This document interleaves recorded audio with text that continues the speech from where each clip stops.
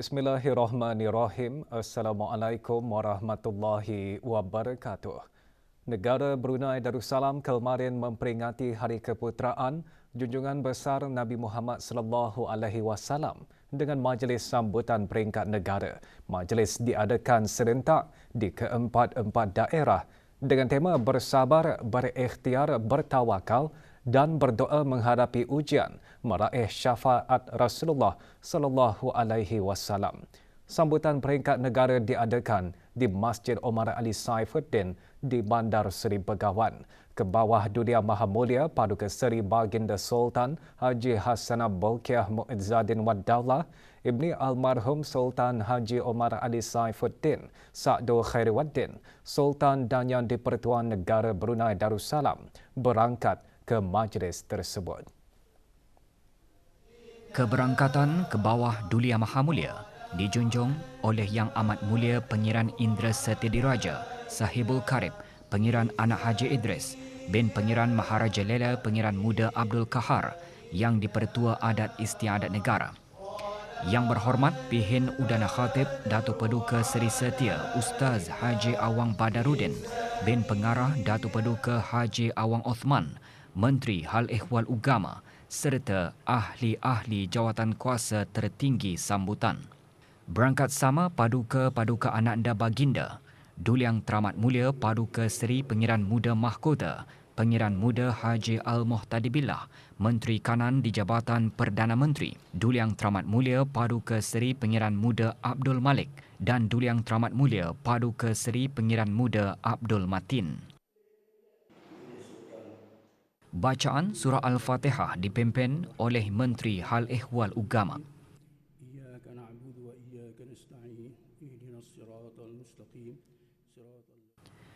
Dikir marhaban dipersembahkan oleh pegawai dan kekitangan Kementerian Pengangkutan dan Info Komunikasi diikuti dengan tembakan meriam 21 das.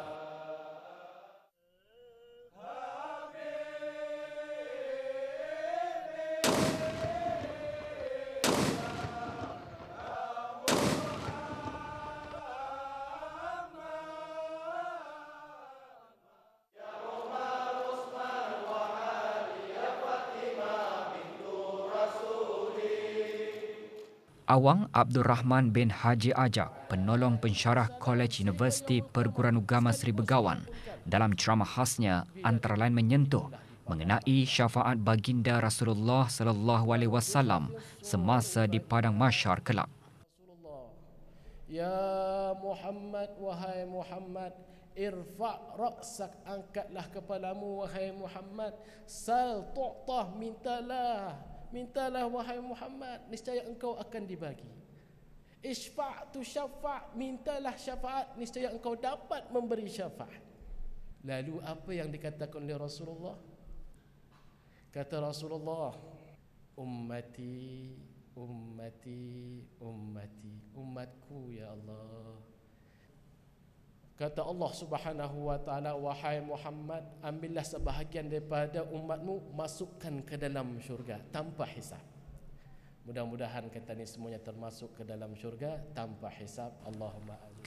Selawat Tafrijiah dan Munjiah dibawakan oleh penuntut-penuntut Sekolah Arab Sultan Haji Hassanah Bolkiah.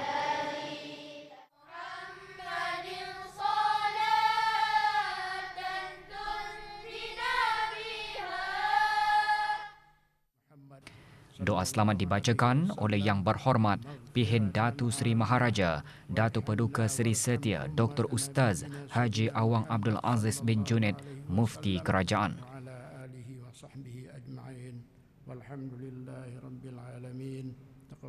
Sambutan Maulud Nabi Muhammad sallallahu alaihi wasallam di negara ini manifestasi luahan kasih seluruh umat Islam kepada baginda Rasulullah. Bacaan Saidul Istighfar, Selawat Tafrijah dan Tazkirah antara pengisian majlis sambutan Maulud Nabi Muhammad sallallahu alaihi wasallam yang diadakan serentak di 3 daerah yang lain. Di daerah Tutong, majlis diadakan di Masjid Hassanah Bolkiah Pekan Tutong. Hadir Yang Berhormat Dato' Seri Setia Awang Haji Muhammad Juanda bin Haji Abdul Rashid, Menteri Pembangunan.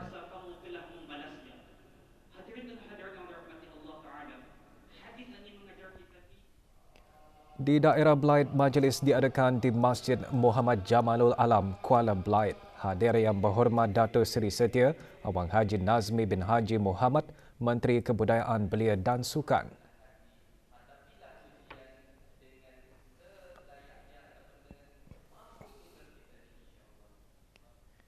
Manakala di daerah Temburong, majlis diadakan di Masjid Utama Muhammad Saleh Pekan Bangar.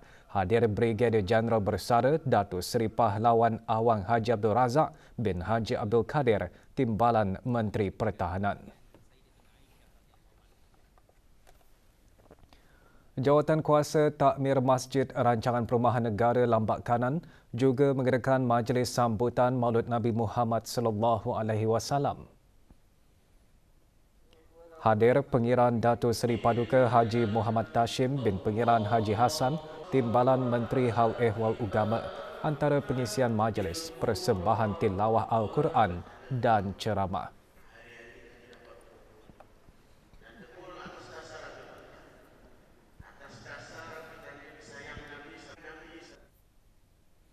Sementara itu, penyertaan padu dari umat Islam di negara ini pada majlis sambutan Maulidur Rasul menjadi gambaran jelas betapa kokohnya amalan beragama yang dibawa oleh baginda Rasulullah sallallahu alaihi wasallam.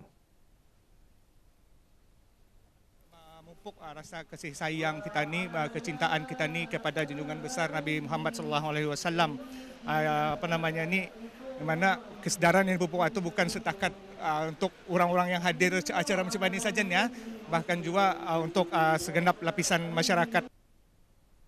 Alhamdulillah, negara kita ini tidak ketinggalan mengadakan, apatah lagi mengadakan di masjid-masjid, surau-surau dan rumah-rumah sendirian, balai-balai ibadat.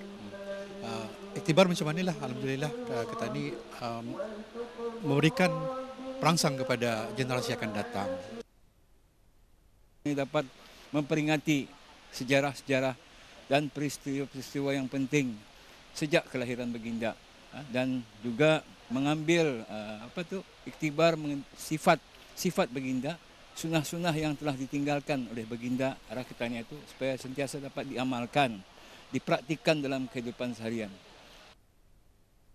Untuk mengimarakkan lagi kelahiran junjungan besar kita ni Nabi Muhammad SAW, dalam arti ini sama-sama bersalawat kepada baginda, yang mana salawat ini sekali kita ni bersalawat, insyaAllah Allah Ta'ala akan bersalawat juga 10 kali kepada kita ni. Rasulullah SAW itu adalah orang suri teladan yang baik, iaitu contoh untuk kita ni mengikut agar orang kita ni hidup di negara Brunei Darussalam ini, hidup di dunia ini, orang lebih untuk mendapatkan berkat daripada Allah SWT. Semoga negara kita ini mendapatkan rahmat daripada Allah SWT disebabkan kerana itu berselawat kepada Nabi Muhammad SAW. Menegakkan lagi ataupun apa yang dibawa oleh Rasulullah SAW dalam mengembangkan dakwah Islamiah dan syiar Islam itu dari sejak 1400 tahun yang hijrah lalu. Status harian norma baharu COVID-19, satu kes berada dalam kategori 4 iaitu memerlukan bantuan oksigen dan di bawah pemantauan rapi. Kementerian Kesihatan memaklumkan 293 kes dilaporkan sembuh kemarin.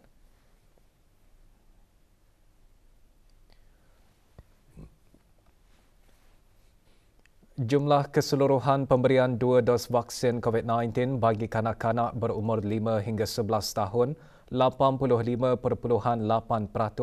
Bagi remaja berumur 12 hingga 17 tahun yang mendapat 3 dos vaksin 61.5%.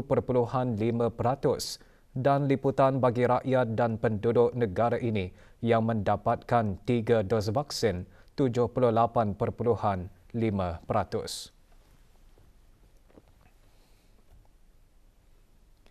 Kesemua penyedia perkhidmatan pos bertanggungjawab bagi sama-sama menyumbang ke arah alam sekitar yang berdaya tahan sebagai penyumbang utama kepada industri penghantaran surat dan bungkusan Jabatan Perkhidmatan Pos dan syarikat-syarikat Korea di negara ini disarankan untuk sama-sama melaksanakan inisiatif-inisiatif bagi meningkatkan lagi kesedaran ke atas alam sekitar.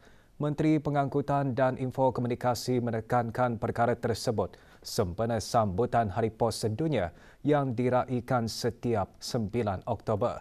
Dengan tema Pos for Planet, ia bertujuan memberi kesedaran akan kepentingan peranan pos kepada alam sekitar dan impak aktiviti seharian yang mendorong kepada perubahan iklim. Tema turut mendukung matlamat pembangunan mampan pertubuhan bangsa-bangsa bersatu ke arah persekitaran yang berdaya tahan. Yang Berhormat Pengiran Datuk Seri Setia Syamhari bin Pengiran Datuk Paduka Haji Mustafa menekankan tuntutan untuk menyediakan perkhidmatan penghantaran surat dan bungkusan lebih mesra alam adalah bertepatan pada masanya dan inovasi memainkan peranan penting dalam menangani perkara ini. Ia juga bertepatan dengan visi Pelan Strategik Kementerian Pengangkutan dan Infokomunikasi MTIC 2025 iaitu untuk mencapai alam sekitar yang berdaya tahan.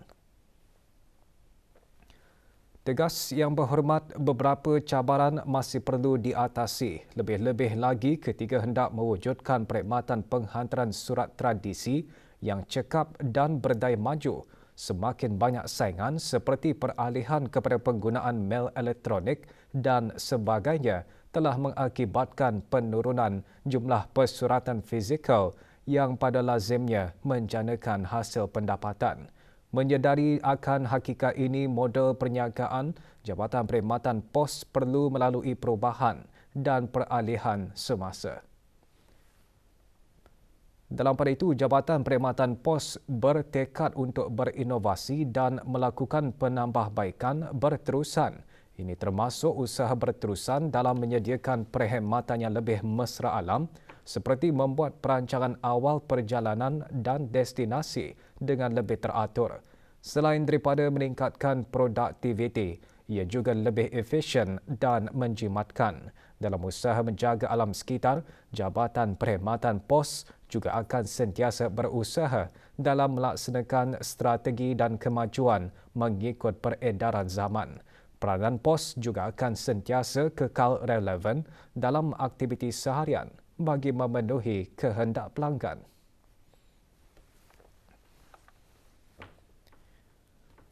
Peralihan negara ke arah penggunaan kenderaan elektrik EV merupakan pilihan bijak bagi mengurangkan pencemaran.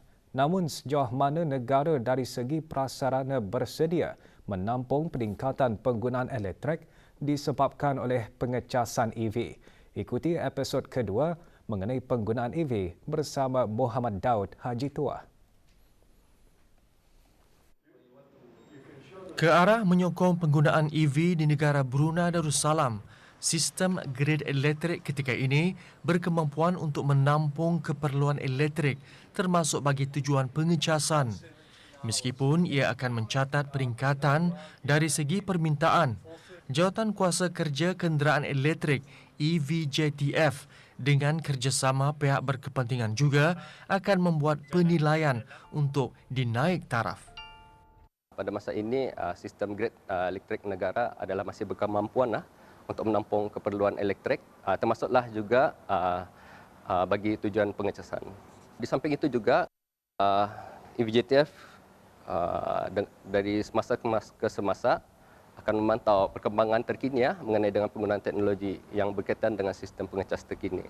Dan pembangunan stesen pengecasan kenderaan elektrik di Sebagai sokongan kepada Dasar Perubahan Iklim Negara Brunei Darussalam BNCCP mengenai EV, Syarikat Berakas Power Company Sendirian Berhad BPC mempertimbangkan untuk melancarkan penggunaan EV bagi syarikat pada masa akan datang.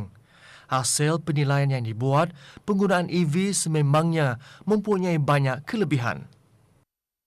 Faedah yang lain termasuklah kos tenaga yang lebih rendah jika menggunakan tenaga elektrik daripada grid berbanding dengan kos tenaga bagi kenderaan motor petrol atau diesel, di mana penyebatan kos adalah sekitar 36%. Penyelenggaraan juga berkurang kerana komponen motor elektrik adalah lebih sedikit daripada komponen enjin petrol atau diesel. Semua pihak perlu memainkan peranan masing-masing dalam menyokong peralihan ke arah penggunaan EV. Penggunaan EV bukan hanya mempunyai banyak kelebihan, bahkan ia membantu mengawal kesan perubahan iklim yang semakin meningkat. Muhammad Daud Haji Tua melaporkan untuk Berita RTB.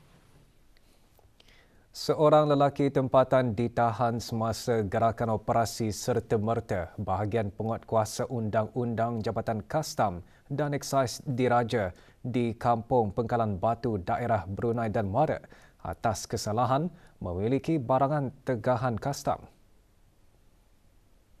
Individu berumur 24 tahun itu didapati memiliki 7,145 tin dan 468 botol minuman keras, 1,710 karton rokok dan wang tunai berjumlah RM6,880 dipercayai hasil daripada penjualan barang tegahan tersebut.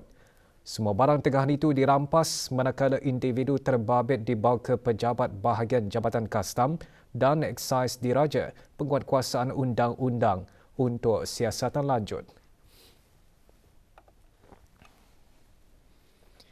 Otoriti Makanan Brunei Darussalam BDFA memaklumkan bahawa Agensi Makanan Singapura SFA telah menarik balik 2 produk mi sedap berikutan hasil ujian makmal yang mendapati sejenis racun perosak ethylene oksida dalam produk tersebut.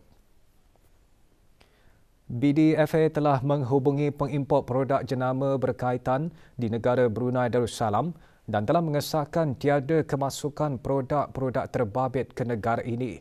2 produk mi segera terbabit adalah keluaran negara Indonesia iaitu Korean Style Spicy Chicken Flavoured Instant Noodle yang mempunyai tarikh luput pada 21 Mei 2023 dan Korean Style Spicy Soup Instant Noodle dengan tarikh luput 17 Mac 2023.